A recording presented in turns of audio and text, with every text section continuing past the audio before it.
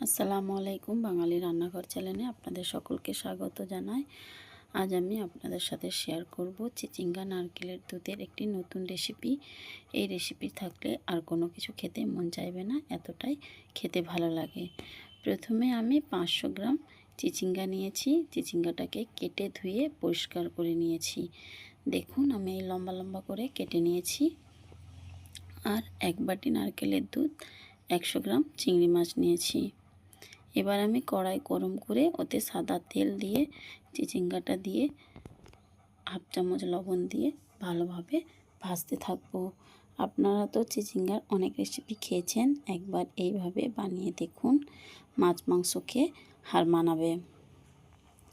এবার আমি দিয়ে দেব এর উপর থেকে হাফ চামচ হলুদের গুঁড়ো। হলুদ গুঁড়োটা দিলে কালারটাই ভালো আসে, তাই হলুদ গুঁড়ো দিয়ে ভালোভাবে ভেজে নেব। দেখো আমার কালার চেঞ্জ হয়ে গেছে, চিচিঙ্গাটা আমার পুরো ভাজা হয়ে গেছে। এবার আমি তেল ঝরিয়ে তুলে নেব।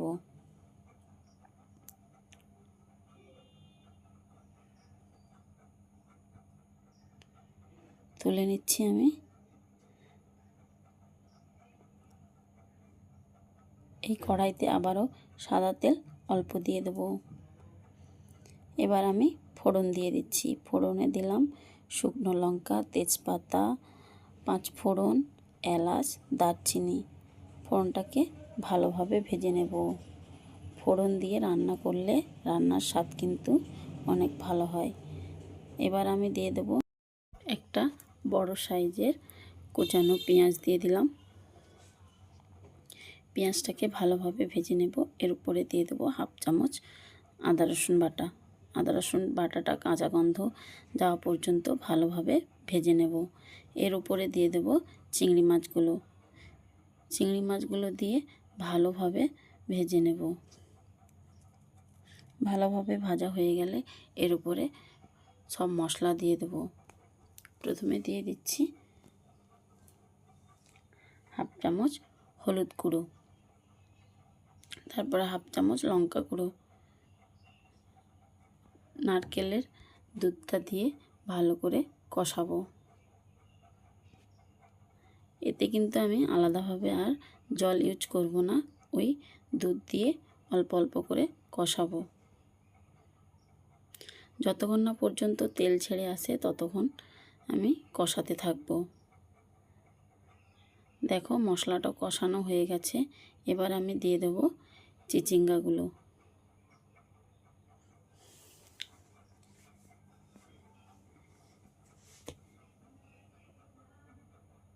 চিচিঙ্গাগুলো দিয়ে ভালোভাবে কষাতে থাকবো। এর উপরে দিয়ে দেব আমি লবণ। কেন ভাজার সময় লবণ দিয়ে ভেজেছিলাম, এবার আমি পরিমাণ মতোই লবণ দিয়ে দিচ্ছি।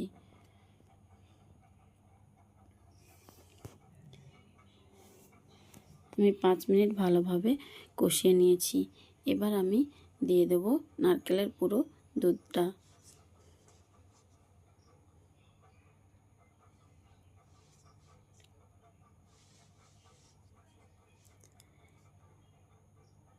এই রেসিপিটা এতটাই ভালো লাগে যে